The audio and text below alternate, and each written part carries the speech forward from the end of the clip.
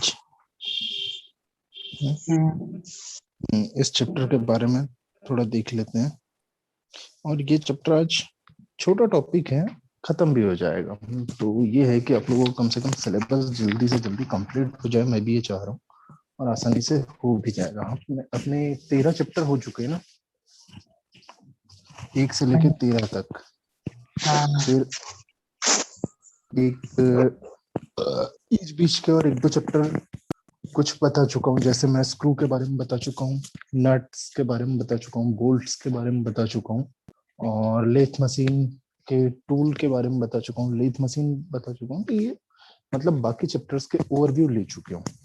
अब जो गेज वाला चैप्टर है 1 से लेकर 13 तक तो अपना परफेक्ट कंप्लीट हुआ था। फिर जो गेज वाला चैप्टर है, गेज वाला चैप्टर आज कंप्लीट कर लेते हैं अपना। तो 14 ये चैप्टर हो जाएंगे, और 4-5 चैप्टर ऐसे हैं जिनके आपने ओवरव्यू ले लिए, मतलब वही 14-5 18-19 चैप्टर आप लोगों के कंप्लीट लगभग, मतलब देखे हुए समझे हुए हो जाएंगे। इसके बाद हम लोगों को सेकंड सेम वाला जो पोर्शन है, टोटल इस सेमेस्टर में कितने, मतलब फर्स्ट ईयर में टोटल आप लोगों को 40 के आसपास, यानी 23 या 24 है चैप्टर शायद। तो वो सारे धीरे धीरे कवर हो जाएंगे। अभी आज गेज के देखते हैं कि गेज एक्चुअली होता क्या है। क्या हो गया, गेज जो हो गया पतली पतली प्लेट्स होती है। गेज का मतलब ही है कि कुछ पतली पतली पच्चड़ या पट्टियां या प्लेट्स जो वेरियस डिफरेंट साइजेस की अवेलेबल होती है।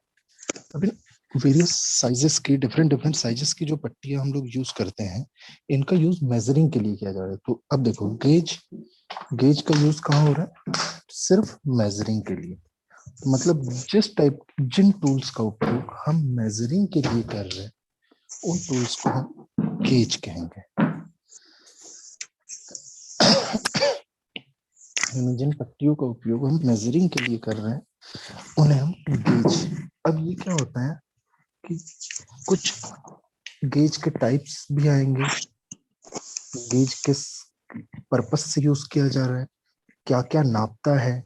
तो गेज क्या होता है, सिर्फ पट्टी, जो पतली पतली पट्टी होती है, तो इनमें हमें अगर लेंथ नापना है, यानी गैप नापना है किन्हीं 2 प्लेट्स के बीच का, जैसे अगर गैप नापना है, एक मैकेनिकल पार्ट है उसका, मशीन का इस पार्ट के हमें ये सेंटर वाला एरिया नापना है कि हमें इसकी थिकनेस कितनी है। और ये गेज का काम क्या होता है, जब बहुत कम मात्रा में हमें, मतलब जहां पर हम स्क्रू ड्राइवर और ये सॉरी स्क्रू गेज और माइक्रोमीटर्स का यूज नहीं कर सकते, जहां पे और भी कम और प्रिसीजन के साथ में हमें मात्रा चाहिए। और गेजेस क्या होते हैं कि ये इनसे नापना हल्का, मतलब ये एक प्रकार से प्लस माइनस में चलते हैं। मतलब ये है कि परमिसिबिलिटी चेक करना है, कोई भी आपका प्रोडक्ट बन के कंप्लीट हो गया, अब वो हमारे उपयोग के लायक है कि नहीं। जैसे आप 40 सेंटीमीटर का अगर आपको, ये 40 मिलीमीटर का आपको अगर वर्कपीस काटने कहा गया, 40 मिलीमीटर गैप का वर्कपीस अगर काट रहे हैं, मतलब गैप उस वर्कपीस के अंदर 40 मिलीमीटर का गैप अगर आप क्रिएट कर रहे हैं, तो आपको क्या करना पड़ेगा कि 40 मिलीमीटर, अब उस 40 मिलीमीटर में जो गेज क्या होता है, आप लोग स्केल से नापेंगे, तो स्केल की नापना होगा आपका 40 मिलीमीटर फिक्स करेंगे, उस पर आप कटिंग दिए या वेरियस प्रोसेस किए। उस वेरियस प्रोसेस होने के बाद आप लोगों को उन वेरियस प्रोसेस में परफेक्ट, तो जो है आपको शेप नहीं मिलेगा, परफेक्ट साइज भी नहीं मिलेगा। ये है कि 40 मतलब 40 ही नहीं कटेगा, या तो वो कटेगा 39.98 मिलीमीटर, या कटेगा 40.02 मिलीमीटर। तो जो हम गेज होते हैं, गेज का काम ही होता है कि इस मिनिमम लेवल से, मतलब 39.98 मिलीमीटर से 40.02 मिलीमीटर, मतलब 0.04 मिलीमीटर का जो क्लियरेंस दिया जाता है, एक एक्सेप्टेंस दिया जाता है। तो ये एक्सेप्टेंस दिया जाने के लिए इस टाइप के, इसी वैल्यू के बेसिस पे हम गेजेस का उपयोग करें। गेज का काम होता है कि ये मेजरिंग लिए पास या फेल, गेज का काम कोई और मेजरिंग के लिए नहीं, गेज का सिर्फ काम होता है चेकिंग के लिए। अगर आप लेंथ चेक कर रहे हैं तो लेंथ चेक करेंगे, मेजरिंग लिए, चेक किए, हाँ अगर ये अब हमारे गेज की वैल्यू क्या हो गई कि जैसे हम 40 मिलीमीटर पर मैं आया था, तो 40 मिलीमीटर में आपको 39.98 मिलीमीटर मिनिमम से 40.02 मिलीमीटर मैक्सिमम, अगर इन इतनी वैल्यू के बीच में अगर वेरी कर रहा है आपका प्रोडक्ट तो परमिसेबल होगा। इससे बाहर जा रहा है तो वेस्ट हो जाएगा, इससे अगर लो नीचे जा रहा है तो वेस्ट हो जाएगा। 40 मतलब 40 तो फिक्स आपको मिलेगा नहीं, तो उसी बीच में 0.04 mm का क्लियरेंस दिया जाता है और उस क्लियरेंस के बेसिस पर ही गेज चेक करता है। तो इन इस टाइप की जो चेकिंग करता है, तो गेज का मेन पर्पस क्या हो गया, जो आपका फाइनल प्रोडक्ट बन गया है उसको सिर्फ चेक करना, चेक किए और परमिसिबिलिटी चेक करना कि हाँ ये हमारे उपयोग के लायक है या नहीं। तो बस इतना काम होता है इसका। तो जैसे यहाँ पर एक परिभाषा भी लिखी हुई है कि विज्ञान और इंजीनियरिंग के क्षेत्र में एक ऐसा उपकरण जिसका उपयोग माप लेने के लिए किया जाता है। अब माप लेने के लिए जो हम उपयोग कर रहे हैं इस टूल का, इस गेज का, तो हम ये क्या कर रहे हैं, हम गेज के थ्रू क्या क्या नाप सकते हैं, थिकनेस नाप सकते हैं। थिकनेस किस टाइप से नापेंगे कि आपको एक जो वर्कपीस आया और गेज हमेशा अंदर यानी आंतरिक के लिए, अब गेज दो टाइप्स के आ जाएंगे, एक इनर गेज एक आउटर गेज होता है। तो वो जो मतलब भागों को अंतर की ओर नापता है। जैसे क्या था आपके कैलिपर्स जो था वर्नियर कैलिपर, इसमें क्या था, एक इनर जॉ था एक आउटर जॉ था। इनर जॉ खोखली चीजों को या अंदर से माप लेता था और आउटर जॉ क्या कम करता था, ये बाहर से माप लेने के लिए यूज किया जाता था। तो इन सब चीजों के लिए अब देखो यहाँ पर क्या हो रहा है, थिकनेस हमें नापना है अगर, तो हम इस गेप की थिकनेस नापेंगे, इस गेप की थिकनेस नापेंगे। हम अब यहाँ की थिकनेस नाप रहे हैं, तो हमें यहाँ की थिकनेस नापने के लिए इस साइज का गेज चाहिए। तो gauge various different different size की प्लेट्स होती है जिन्हें हम एक के ऊपर एक फिक्स करके भी गेजेस की मोटाई बढ़ाई जा सकती है और उसी हिसाब से मेजरिंग ली जाती है। और एक होता है एक परमानेंट प्लेट साइज का आ जाएगा, और जैसे आपको 40 की अगर उसकी थिकनेस चाहिए और 40 थिकनेस से अगर कम और ज्यादा के लिए आपको एक क्लियरेंस वैल्यू दी जाएगी और उस क्लियरेंस वैल्यू का मान होगा 0.04 मैक्सिमम, इतना ही दिया जाता है। मतलब 0.02 ऊपर, 0.02 नीचे, मतलब थोड़ा थोड़ा हम एडजस्ट कर सकते हैं ताकि हाँ हल्का सा चल जाए। पर अब सोच लो 1 का भी 2% भाग का क्लियरेंस दे रहे हैं, मतलब 1 की जगह हम 0.02 का क्लियरेंस दे रहे हैं या 0.03 का क्लियरेंस दे रहे हैं।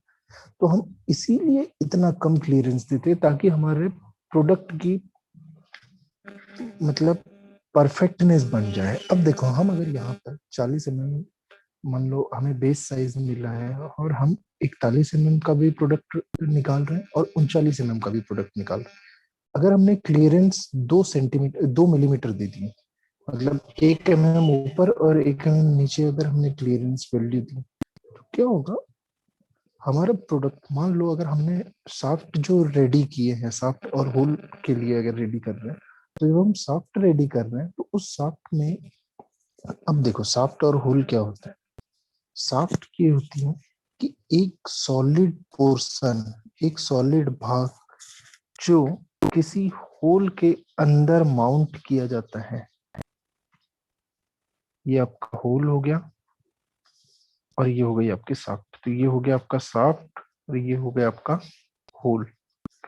तो जो होल के अंदर माउंट, हाँ कुछ कहना है किसी का? नहीं, हल्का सा हाँ नहीं, हल्का साउंड बना था इसीलिए मुझे लगा किसी को और कुछ कहना होगा। तो जो साफ्ट, तो साफ्ट मतलब जिस टाइप एक गोल बेलनाकार सॉलिड, अब यहाँ पर हम सॉलिड और हॉलो मतलब खोखली, दो अलग अलग तरीके की इन साफ्ट का यूज किया जाता है नॉर्मली।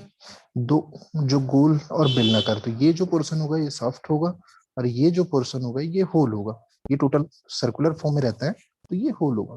अब होल की जो इंटरनल वैल्यू है मैं क्या बता रहा कि हम क्लियरेंस कहाँ पर देते हैं और किस जगह कम किस जगह ज्यादा देते हैं।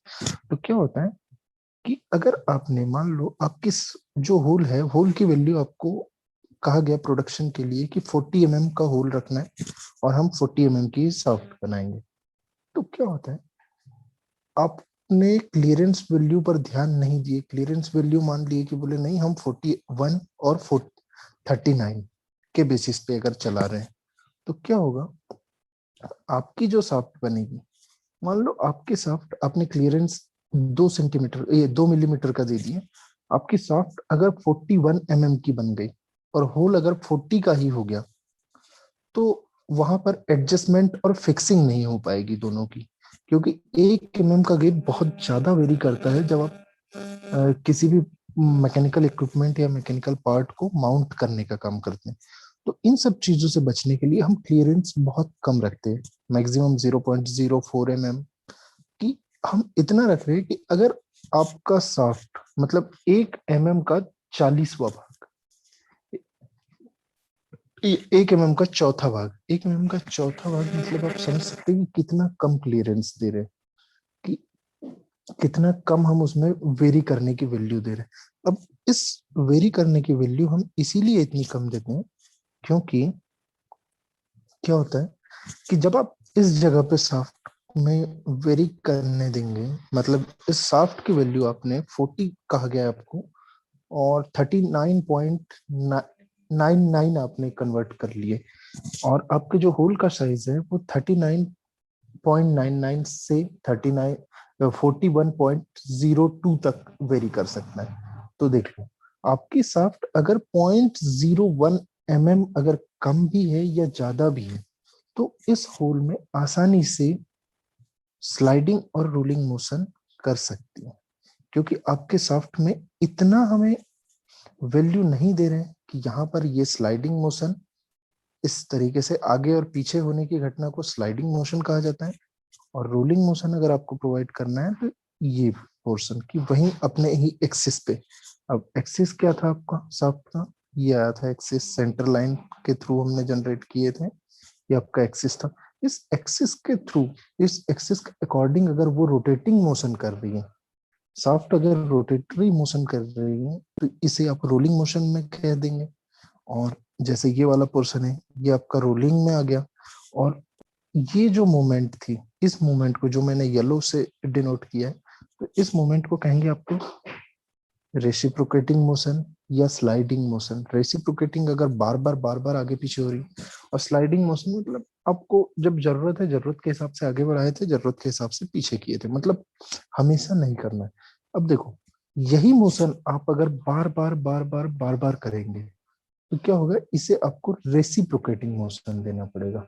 रेसिप्रोकेटिंग मतलब एक ही चीज को बार बार करना है, एक ही प्रोसेस बार बार करना, तो ये चीज आपकी आ जाएगी रेसिप्रोकेटिंग में। ये क्लियर कर देता हूँ कहाँ यूज हो रहा है, ये सारी चीजें हो गई आपका गेज में। अब गेज के जो टाइप्स है, तो गेज के टाइप्स में है आपका एनालॉग गेज। देखो, यहाँ आपको नाम को पकड़ना पड़ेगा कि आप किस टाइप्स के गेजेस यूज कर रहे हैं, किस पर्पस से यूज कर रहे हैं, तो ये सारी चीजें आपको नाम से समझ में आएगी। एनालॉग, एनालॉग मतलब आ जाता है जिसमें हमें डायरेक्ट डाटा दिखता है। अब देखो एनालॉग क्या है, जैसे घड़ियां, आपके घरों में जो वॉल है मतलब वॉल क्लॉक्स है, जो दीवार घड़ी है, उसमें क्या होता है, एक मतलब इस टाइप की, ये आपकी हो गई घड़ी, और घड़ी में आपने देखी होगी यहाँ 12, ये 9, 6 और ये 3। तो क्या होता है, आपको एनालॉग मतलब आपको डिस्प्ले में एक कांटा जो चलते रहता है, आप उस कांटे को देखते हैं और सीधा पढ़ के बता देती है कि हाँ अभी ये टाइम इतना हुआ है।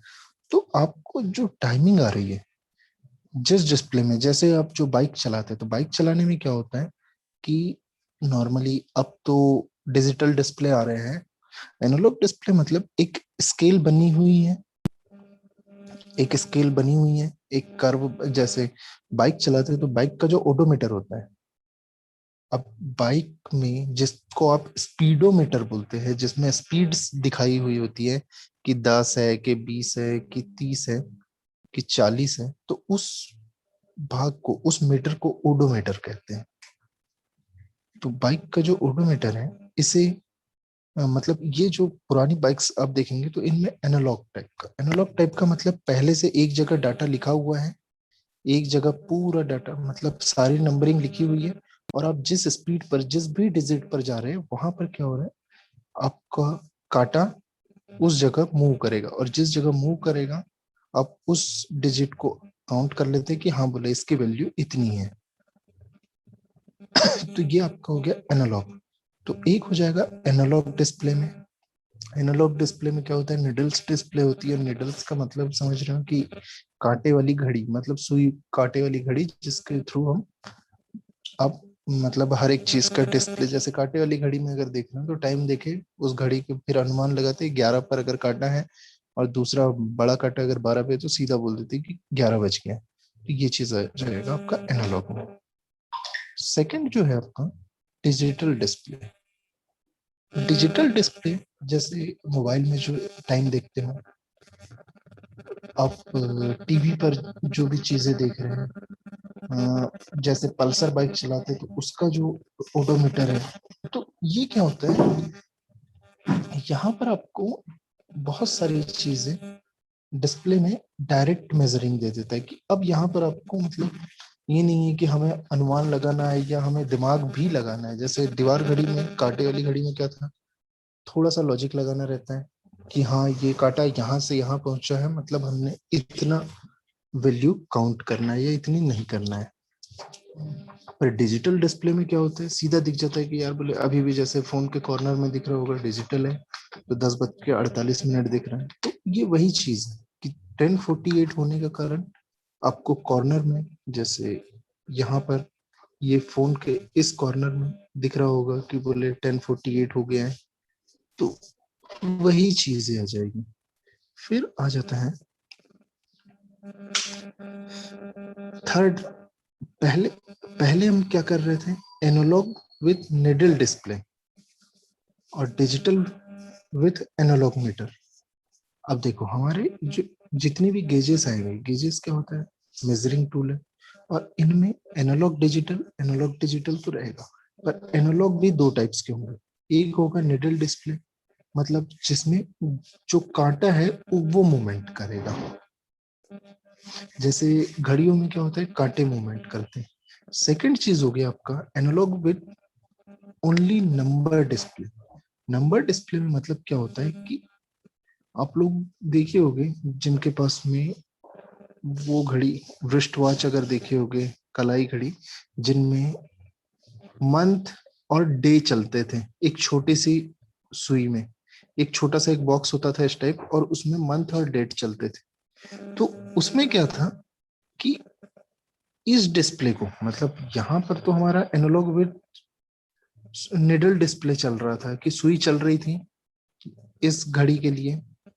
अब सेकंड चीज जो है, यहाँ पर तो सुई चल रही थी तो हमें एनालॉग विद निडल डिस्प्ले दिख रहा, बट जिन घड़ियों में मंथ और डेट का ऑप्शन होता है वहां पर क्या होता है, एनालॉग विद डिजिट, मतलब डिजिट डिस्प्ले या नंबर डिस्प्ले। तो नंबर डिस्प्ले का मतलब ये है कि उस जगह पे हमें उस डिस्प्ले में सिर्फ नंबरिंग दिखेगी। उस डिस्प्ले में हमें डे दिखेगा कि आज कौन सा दिन है, मंडे है, संडे है, ये सारी चीजें। और डिजिटल विद डिजिट डिस्प्ले, जैसे वो देखे होगे रेलवे स्टेशन की जो घड़ी चलती है, उसमें क्या होता है, डिजिटल विद डिजिट डिस्प्ले। और हम यहाँ जो पढ़े थे digital with analog meter, meter के साथ में मतलब हमें हर प्रकार से काउंटिंग मिल रही थी कि डिस्प्ले की मूवमेंट, जैसे आप लोग अभी जो यूज करते हैं बहुत सारे लोग, एक कुछ दिखा होगा कि एक wrist वॉच यूज करते हैं नॉर्मली, क्योंकि wrist वॉच से इसीलिए दे रहा हूँ मैं, कलाई घड़ी से इसीलिए एग्जांपल दे रहा हूँ क्योंकि ये नॉर्मली हर एक बंदा यूज करता है। तो ये चीज आएगा जब आप कलाई घड़ी यूज करते हैं, तो उसमें देखे होंगे कि कई बार डिस्प्ले जो है वो कांटे वाली घड़ी के रूप में बन जाता है। मोबाइल में भी कई बार हम लोग कांटे वाली घड़ी वाला डिस्प्ले रखना पसंद करते हैं कि बोले अरे यार कांटे वाले चलते रहे, अच्छा लगता है। ये चीज आ जाएगा। और डिजिट डिस्प्ले मतलब रेलवे स्टेशन की जो घड़ियों को देखे होगे, डिजिट डिस्प्ले में आगे आपका ये जो कॉर्नर वाला एजेस में जो फोन का टाइमिंग दिख रहा है, तो ये चीज आ जाएगी। फिर आ जाएगा आपका, ये तो डिस्प्ले थे गेजेस के कि हाँ हम गेज के जिन गेजेस को यूज करेंगे उनका मेजरमेंट कैसे पढ़ेंगे। तो इन चार अलग अलग तरीकों से, इन चार अलग अलग डिस्प्ले से हम मेजरमेंट पढ़ते हैं। बट क्या होता है, मैकेनिकल गेजेस होते हैं, टाइप्स ऑफ मैकेनिकल गेजेस। अब गेजेस जिनका यूज हम मैकेनिकल ऑपरेशंस के लिए करते हैं, ये तो जितने भी बताया, जो डिस्प्ले डिस्प्ले आप हर जगह देखेंगे मैकेनिकल में। जैसे थर्मामीटर अगर देखे होगे, तो ये अगर मेडिकल फील्ड में गए वहां पर देखे होगे थर्मामीटर, एक आता है पारे वाला थर्मामीटर और दूसरा आता है डायरेक्ट उसमें एक डिस्प्ले लगा होता है, नंबर दिखा देता है कि हाँ आपका इतना टेम्परेचर। जैसे अभी जो वो एक गन के जैसा जो दिखता था लेजर थर्मामीटर, तो इसमें क्या होता था, जैसे आप लोग कहीं पर भी जाते थे, हॉस्पिटल भी गए या कहीं रेलवे स्टेशन भी गए, तो पहले वो टेम्परेचर चेक करता था और उसके डिस्प्ले में डायरेक्टली दिख जाता था कि हाँ सामने वाले पर्सन का इतना टेम्परेचर। और एक जो पुराने जमाने के थर्मामीटर यूज होते थे, वो था आपका एनालॉग थर्मामीटर। एनालॉग थर्मामीटर में क्या हो रहा था, टेम्परेचर आप मुंह में पहले उसे फंसा के रखेंगे 2 मिनट के लिए, उसके बाद उसके पारे की वैल्यू धीरे धीरे चढ़ने लगती है और एक बेस पे जाके, जैसे उसमें ये इस टाइप के थर्मामीटर्स होते थे, यहाँ पर आपका पारा रहता था इस जगह पे, और इस जगह से फिर धीरे धीरे वो पारा चढ़ने लगता था और अपना एक किसी भी पर्सन का जो स्पेसिफिक टेम्परेचर आ जाता था कि हाँ बोले अब हाईएस्ट टेम्परेचर पहुंच चुका है, ये 98 पर है। या फिर थर्मामीटर भी दो टाइप्स की आ रही थी। उसमें क्या था कि एक सेल्सियस थर्मामीटर था और दूसरा फ़ारेनहाइट थर्मामीटर। तो जो फ़ारेनहाइट थर्मामीटर थी, फ़ारेनहाइट थर्मामीटर में वैल्यू 90 से 107 तक दी जाती थी, 110 तक, 110 तक दी जाती थी। क्या होता था, क्योंकि सामान्य मनुष्य का जो टेम्परेचर है वो अगर सेल्सियस में देखें तो सेल्सियस में सामान्य मनुष्य का टेम्परेचर 37.4 डिग्री सेल्सियस होता है। बट अगर केल्विन में देखें, सॉरी फ़ारेनहाइट में देखें, तो फ़ारेनहाइट में क्या होता है, सामान्य मनुष्य का टेम्परेचर 98.6। तो हम क्या चेक करते हैं कि 98.6 है या नहीं है। जैसे आप लोग बोलते हैं 104 डिग्री बुखार है, 102 डिग्री बुखार है, तो वो लोग सेल्सियस में चेक नहीं करते, वो लोग फ़ारेनहाइट में चेक करते हैं।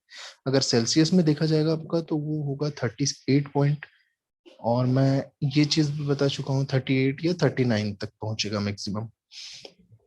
एक दिन और मैं बताया था कि सेल्सियस और फ़ारेनहाइट पैमाने जो है ये किस टेम्परेचर पर दोनों की वैल्यू बराबर हो जाती है। इन दोनों की वैल्यू बराबर होती है आपको माइनस, हाँ -40 पर होती है। तो ये चीज हमेशा याद रखना कि आपको किस जगह पे इन दोनों की वैल्यू बराबर आएगी और क्या होगा। फिर आपका आ गया मैकेनिकल गेज। मैकेनिकल गेजेस वो गेजेस जिनका उपयोग हम मैकेनिकल इक्विपमेंट मेजरिंग के लिए यूज कर रहे हैं। जैसे देखो, अगर मेडिकल की ऑक्सीजन मीटर आजकल खूब चल रहा है, बहुत नाम सुनने में मिल रहा है कि वो क्या क्या काम कर रहा है। कि मेडिकल फील्ड में अगर देखें, टेम्परेचर और थर्मामीटर, तो थर्मामीटर क्या काम कर रहा है, टेम्परेचर चेक कर रहा है। ऑक्सीजन मीटर आपके ऑक्सीजन का लेवल दिखा रहा है कि कितना है, साथ में आपकी हार्ट रेट दिखाता है, हार्ट रेट सेंसर जो यूज करते हैं। तो ये चीज आ गया कि जिन गेजेस का उपयोग अलग अलग पर्पज से अलग अलग जगह कर रहे हैं, तो वहां हम लोग जिन भी फंक्शंस का यूज करेंगे, जिन भी इक्विपमेंट का यूज करेंगे, तो उस हिसाब से हम उनके नाम देंगे। अब देखो, मैकेनिकल फील्ड के हिसाब से, अगर मेडिकल फील्ड के हिसाब से जिन गेजेस का यूज करते हैं तो उन्हें मेडिकल गेजेस आ गए, और जिन गेजेस का उपयोग मैकेनिकल फील्ड में करेंगे तो उन्हें मैकेनिकल गेजेस कहेंगे। तो मैकेनिकल गेजेस के लिए देखो, अब हमें मैकेनिकल वाले मतलब मशीनों के साथ जुड़े हो, तो मशीनों के साथ जुड़ने के लिए आप लोगों को क्या करना पड़ेगा, रेडियल गेज मतलब किसी की कर्वेचर चेक करना है कि कितना झुकाव है, कितना कर्व बना हुआ है, ये चेक करने का। सेकंड आपका आ गया फिलर गेज। तो फिलर गेज क्या हो रहा है, किन्हीं दो इक्विपमेंट के, किन्हीं दो प्लेट्स के बीच में, जैसे दो प्लेट्स की ज्वाइनिंग दी है आपने, उनके बीच में और कोई गैप तो नहीं बचा है। दूसरा काम, कोई अगर एक पार्ट बनाए, मैकेनिकल पार्ट, आपने मशीन का टुकड़ा बनाया, तो इन दोनों के बीच मतलब इस भाग में कितना गैप है, ये चेक करना। ये गेज परमिसेबल है या नहीं है, क्योंकि गेजेस क्या होता है, परमिसेबल या नहीं। अभी देखो, जैसे गेजेस के बेसिस में क्या हो रहा था डिजिटल मीटर में, रेलवे स्टेशन में जैसे आप लोग को जाना रहता था, ट्रेन से भी अगर कहीं जा रहे हैं, तो सबसे पहले चेक करता था वो आपका टेम्परेचर देखें, या हॉस्पिटल में भी जा रहे टेम्परेचर देखें। टेम्परेचर देखने के बाद वो देखता था कि हाँ 99 से कम है या 100 से कम है तो ठीक है, परमिसेबल है। 100 से ऊपर है तो उसको सीधा कोविड वार्ड में डाल रहा था। हुँ? कि बोले इसका पहले कोरोना टेस्ट करो। तो ये चीज आ रही थी कि जब भी आपका टेम्परेचर इतना हाई हो रहा है, टेम्परेचर चेंजेस आ रहे थे, तो ये मैकेनिकल, ये मेडिकल फील्ड से था। बट मैकेनिकल फील्ड में हमें क्या चेक करना है, उसका रेडियल मतलब उसका कर्वेचर चेक करना पड़ेगा कि वो कितना कप फॉर्म में है, किस लेवल में है, क्योंकि सारे कप फॉर्म जो रहेंगे ये अलग अलग एंगल्स पे होते हैं, अलग अलग सेंटर्स पे आते हैं। क्योंकि आप जितने भी कप्स बनाएंगे, जैसे एक कर्व ये बना रहा हूं मैं, दूसरा कर्व ये बना रहा हूँ, तीसरा कर्व ये बना रहा हूँ, तीनों कर्व हैं, पर तीनों के कर्व सेंटर्स अलग अलग है। जैसे आप देखेंगे इसका जो सेंटर है ये बहुत पास में आएगा, इसका सेंटर लगभग यहीं आ जाएगा इस कर्व का। सेकंड क्या होगा, जो आपका ये कर्व है, इस कर्व का सेंटर लगभग देखोगे तो इतने पास है। बट जो मैंने आपका थर्ड कर्व बनाया हूँ ये, इसके लिए आपको क्या है, देखो इसकी रेडियस बहुत बड़ी आएगी। क्यों? क्योंकि इसका कर्व एंगल बहुत कम है, बहुत ज्यादा है। जिसका कर्व एंगल बहुत ज्यादा होगा, मतलब कि कर्व का झुकाव बहुत ज्यादा होगा, फैलाव 180 के आसपास जितने करीब जाएगा। देखो ये फ्लैट लाइन मतलब 180, अब फ्लैट 180 के आसपास अगर जितना बड़ा कर्व होगा उतनी ज्यादा उसकी रेडियस आएगी। तो इस रेडियस वाली चीजों के लिए हम क्या करते हैं कि उस भाग को, अरे नाम क्यों खुजा रही है, हाँ, उस भाग को हम चेक करते हैं। तो देखो अब क्या चीज आ गया आपका, कि फर्स्ट हो गया रेडियल कर्व। रेडियल कर्व को मैं अच्छे से लिख भी दिया हूँ कि to use a major radius also known as fillet, fillet gauge, इसको फिलेट गेज भी बोलते हैं या रेडियल गेज भी बोलते हैं। और रेडियल गेज का नाम से ही समझ में आ रहा है कि ये रेडियस चेक करने काम आता है, कि हाँ इसकी रेडियस क्या होगी, क्योंकि हर एक अलग अलग रेडियस के लिए हमें अलग अलग कर्व्स की यूज करने पड़ेंगे। अगर मान लो जैसे आप लोग कई बार सी काटते हैं, सी की कटिंग देते हैं, मतलब फिटर में, लैब में जो आप कई काम करते थे, बी की कटिंग देते थे, तो बी बी शेप जब भी आप कट करते थे तो उसमें क्या होता था, कुछ एक रेडियस देना पड़ता था। तो रेडियल कर्व का काम क्या होता है कि आपने वर्क बना दिया, आपने मतलब आप जो 10-12 लड़के हैं अपनी क्लास में, सारे लड़कों ने अगर बी शेप या सी शेप बना के दिए, तो उस सी शेप का किसने परफेक्ट तरीके से बनाया, किसने सही एंगल में, किसने सही कर्व दिया है, उस टूल, क्योंकि देखो सबको एक ही साइज दिया जाता है कि आपको किस साइज में किस शेप में करना है, क्या करना है।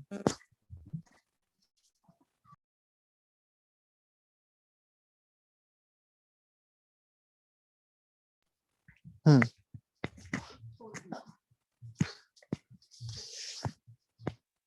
अच्छा, तो ये चीज आएगा इसमें। फिलेट, इसे फिलेट गेज भी कहेंगे। फिलेट गेज क्योंकि ये फिलेट वाला जो पोर्शन है आप लोग को, मतलब इस कर्व शेप को ही हम फिलेट्स गेजेस में पोर्शन में नापते हैं। सेकंड चीज आ गया आपका फिलर गेज। फिलर गेज नाम से समझ में आ रहा है कि फिल करना है किसी भी दो पार्ट के बीच में, किसी भी मशीन के इक्विपमेंट के बीच में, या किसी खोखले भाग के बीच में फिल करना है। नाम को पकड़ो बस कि हम क्या भाग कर रहे हैं।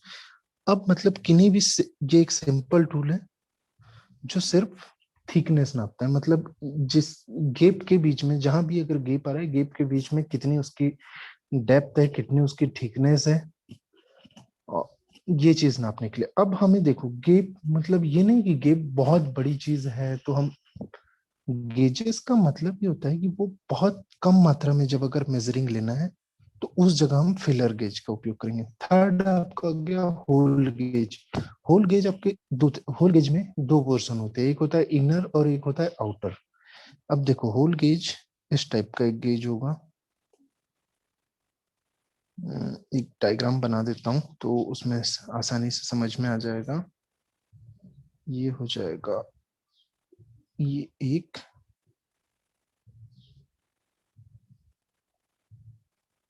ये दूसरा।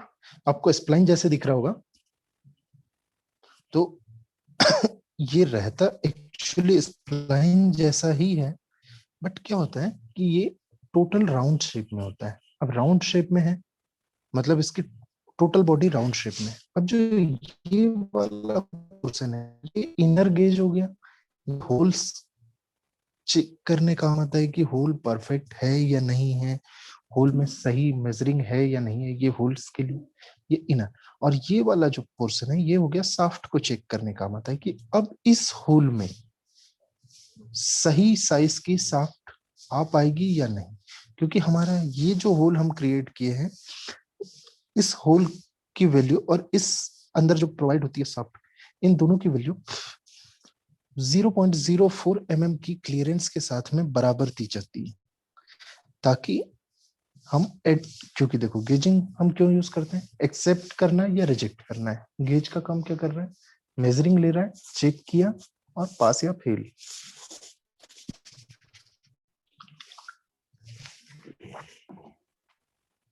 जैसे 10वीं तक के देखे होंगे, 10वीं 12वीं तक के 100 नंबर का पेपर है, 33 में पास होते थे।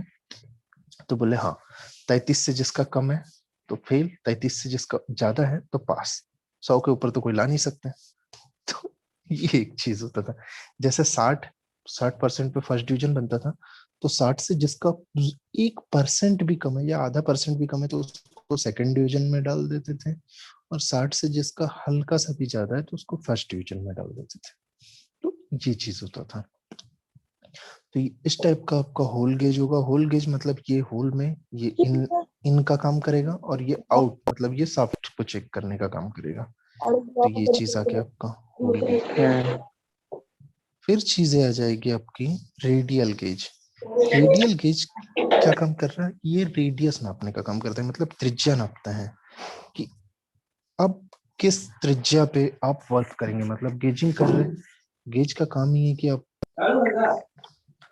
फ्लैटनेस चेक कर रहे हैं, सरफेसनेस चेक कर रहे हैं। तो यहाँ पर क्या कर रहे हैं आप लोग कि एक मिनट, ये दीपक रजक आप अपना माइक ऑफ कर दो,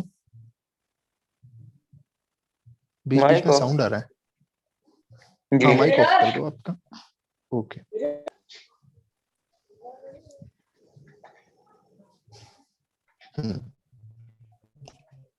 जो रेडियल गेज है, देखो आपको रेडियल गेज में क्या कर रहे थे, त्रिज्या नाप रहे थे, इसे फिलेट गेज भी कहते हैं। और इस गेज से मेजरमेंट के पूर्व, अगर जैसे देखो आपको रेडियल गेज के थ्रू आप मेजरमेंट कर रहे हैं, मेजरिंग कर रहे हैं, तो इस मेजरिंग से पहले आपको सेकंड स्लाइड में ला रहा डिस्प्ले में आपके लिए कि क्या करना है।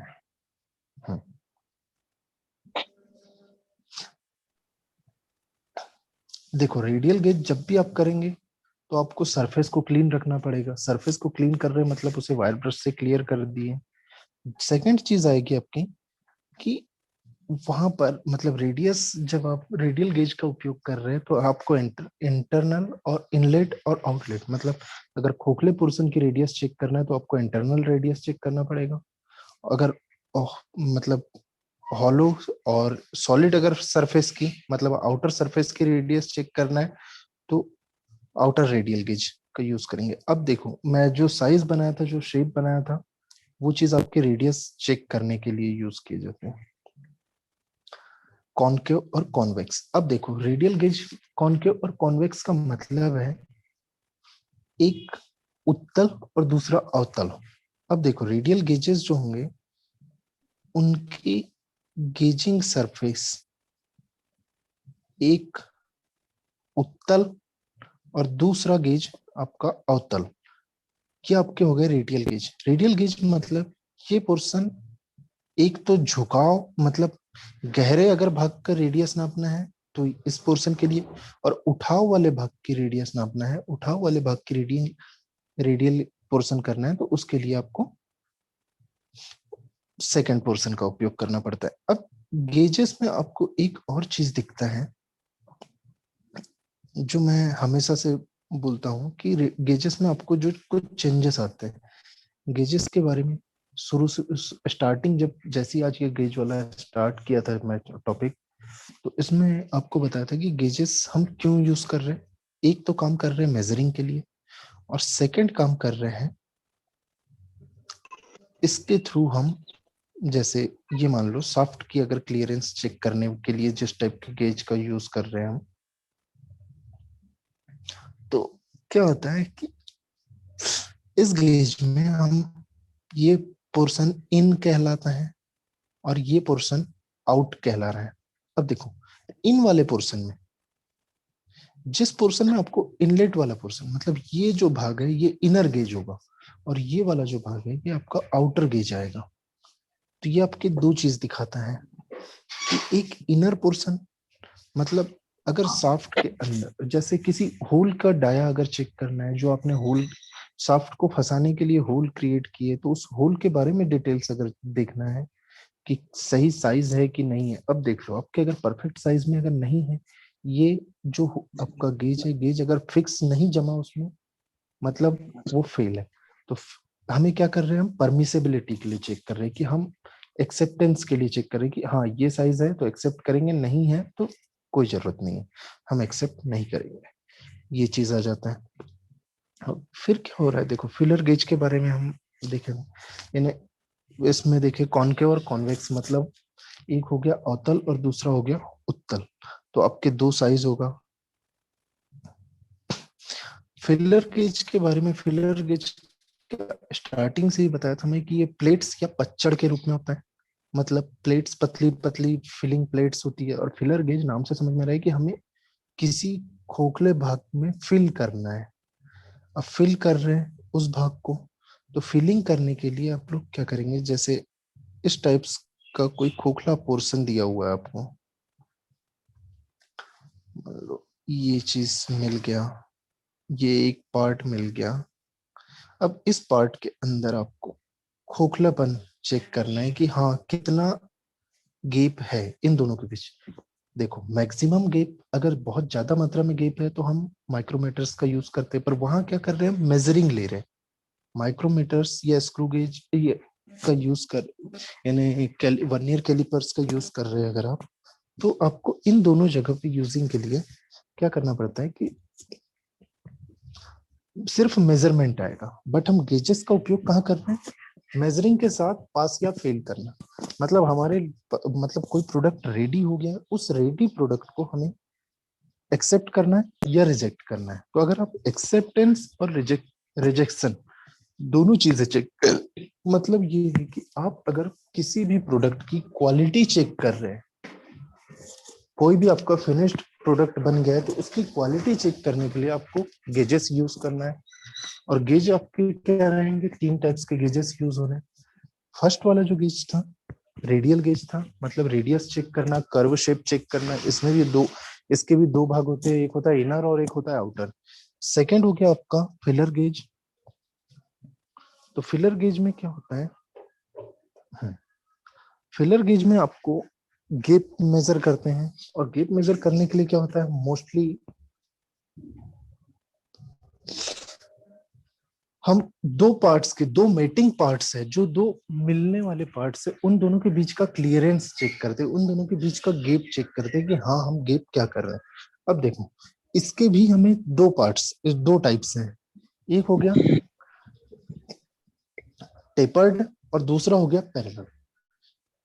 पैरेलल मतलब आपको स्क्वायर शेप में, ये जो एक आपको डायग्राम यहाँ पर दिख रहा है कि टेपर्ड मतलब एक कर्व शेप में, टेपर फॉर्म में, अगर जैसे लॉक या की स्लॉट्स में अगर आपको गेजेस चेक करना है, की स्लॉट की अगर मेजरिंग करना है तो की स्लॉट की मेजरिंग के लिए आपको टेपर गेज का यूज करना पड़ता है।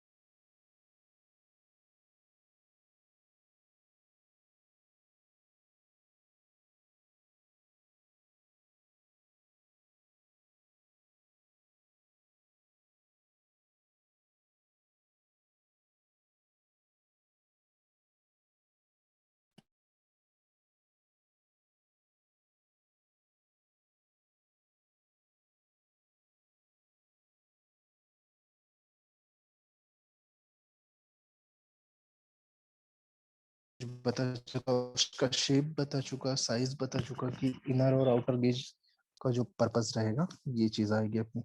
अब यहाँ पर क्या हो रहा है कि देखो, फिलर गेज में हमें दो टाइप से यूज किए थे, एक टेपर्ड था, दूसरा पैरेलल था। टेपर्ड में क्या है, it is also called for upper gauge,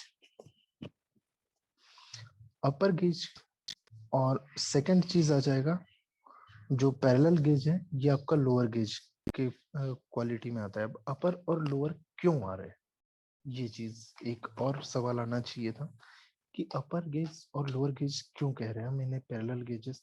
gauge क्या है, पट्टियां हैं, प्लेट्स होती है जिनका उपयोग हम मेजरिंग के लिए कर रहे हैं, प्लस परमिसेबिलिटी चेक करने के लिए, मतलब ये हमारे लिए एक्सेप्टेबल है या रिजेक्टेबल है, मतलब हमें एक्सेप्ट करना है या रिजेक्ट करना है, ये चीजें हमें चेक करने के लिए हम गेजेस का उपयोग कर रहे हैं। थर्ड जो था आपका राउंड गेज, तो ये क्या काम कर रहा था, जैसे हॉलो पोर्शन को चेक करना है, खोखले भाग को चेक करना है, हमने कर्व या रेडियल था, रेडियल में हम, रेडियल को फिलेट कहते हैं गेज, तो क्या था कि रेडियल में हम सिर्फ कर्व शेप चेक कर पा रहे थे, रेडियल में हम सिर्फ कितना झुकाव है, मतलब इसका बाहरी झुकाव कितना है, और कभी कभी हल्का सा आंतरिक झुकाव कितना है, ये चेक कर पा रहे थे। पर यहाँ अब क्या हुआ, बाहरी झुकाव और आंतरिक झुकाव ये चेक किया आपने, इसके बाद की प्रोसेस क्या, आप रेडियल गेज में, रेडियल या उससे फिलेट गेज जो था, इसमें आप बाहरी झुकाव आंतरिक झुकाव चेक कर रहे हो और इसका कर्व चेक कर रहे हैं।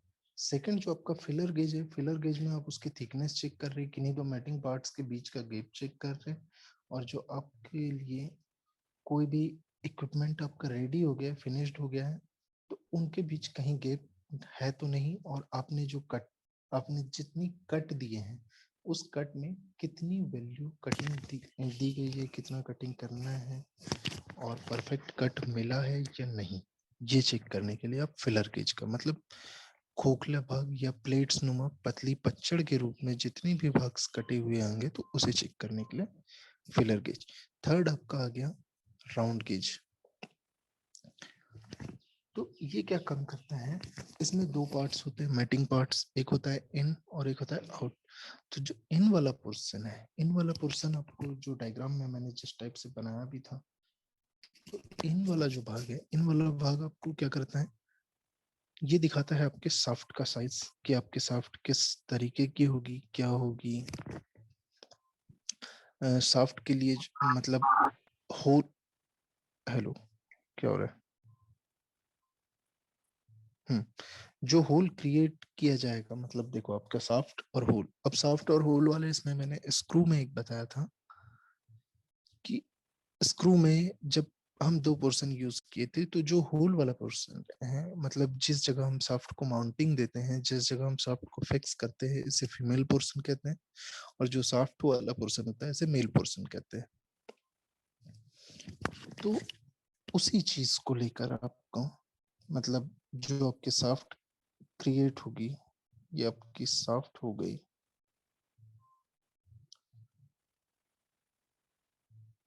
ये आपकी शाफ्ट हो गई और इस शाफ्ट के ऊपर जो होल चेक कर रहे हैं, तो होल ये हो गया होल आपका,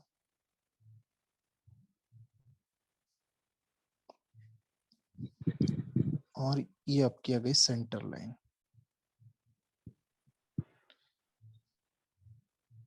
ये आपकी ब्लैक में सेंटर लाइंस आ गई।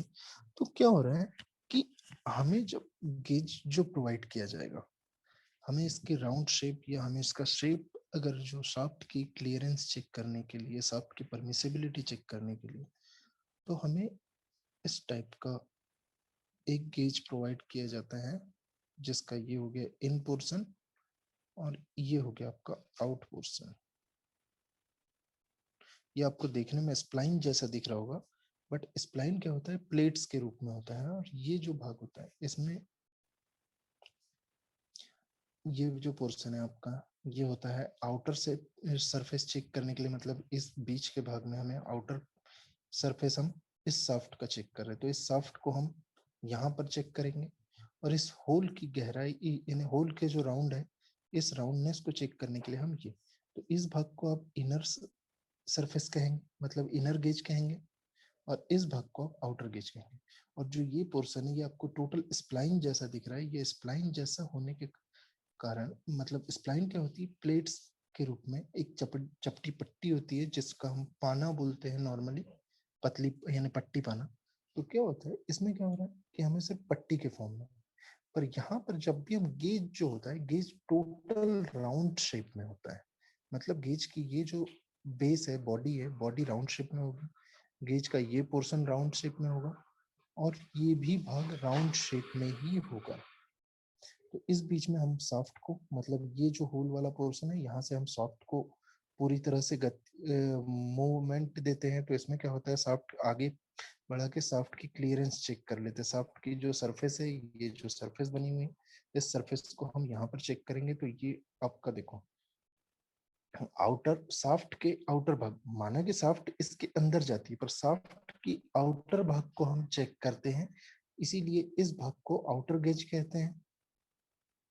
और जो ये वाला पोर्शन है, इसमें क्या करते हैं, हम होल के इनर भाग को चेक करते हैं। मतलब हमें इस इन दो के बीच का गैप चेक करते हैं, सॉरी, इन दो के बीच का गैप चेक करते हैं। तो इन दो के बीच का जब आप गैप चेक कर रहे हैं, ये वाला गैप चेक कर रहे हैं, तो आप इस गेज के लिए इनर इनर गेज वाला या इनर पोर्शन कहेंगे। तो ये पोर्शन आपका हो गया आउटर, ये पोर्शन आपका हो गया इनर। और ये दोनों पोर्शन किस चीज से आए, क्या चेक कर रहे हैं, आपका होल चेक कर रहे हैं, राउंड चेक कर रहे हैं। तो इस इन्हें राउंड शेप में होता है, और ये उसकी राउंडनेस, मतलब इसकी गोलाई चेक करने के लिए यूज किया जाता है। इसीलिए इस गेज को राउंड गेज, मतलब आपका जो तीसरा गेज है, उसे आप राउंड गेज कहेंगे। तो गेजेस वाले चैप्टर में सिर्फ इतना ही है। तो गेज वाला एक मैं बोला भी था कि छोटा चैप्टर है, आज कंप्लीट भी हो जाएगा। आपको इसमें यही 3 चीजें पढ़नी थी। और जो ये टॉपिक जो मैं बनाया हूँ, ये भेज दूंगा अभी। अब मेरा नेक्स्ट सेकंड क्लास का होल गेज, तो होल वाला पोर्शन ये है ना, देखो ये राउंड दोनों पोर्शन, ये होल गेज का ही पोर्शन है कि राउंड पोर्शन को चेक कर रहा है। अब यहाँ पर क्या हो गया, ये होल को चेक कर रहा है, मतलब इनर पोर्शन को चेक कर रहा है। और ये वाला जो पोर्शन है, ये शाफ्ट को चेक कर रहा है, जो शाफ्ट उस होल में माउंट की जाएगी।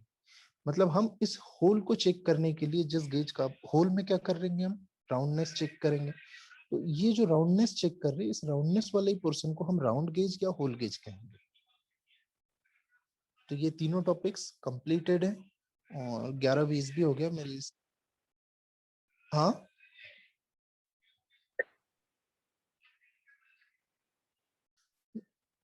होल गेज के लिए, होल गेज के लिए देखो डायग्राम्स तो आपको, ये जो डायग्राम बनाए हो इसका स्क्रीनशॉट ले लो, इसी टाइप का डायग्राम बनेगा राउंड गेज के लिए।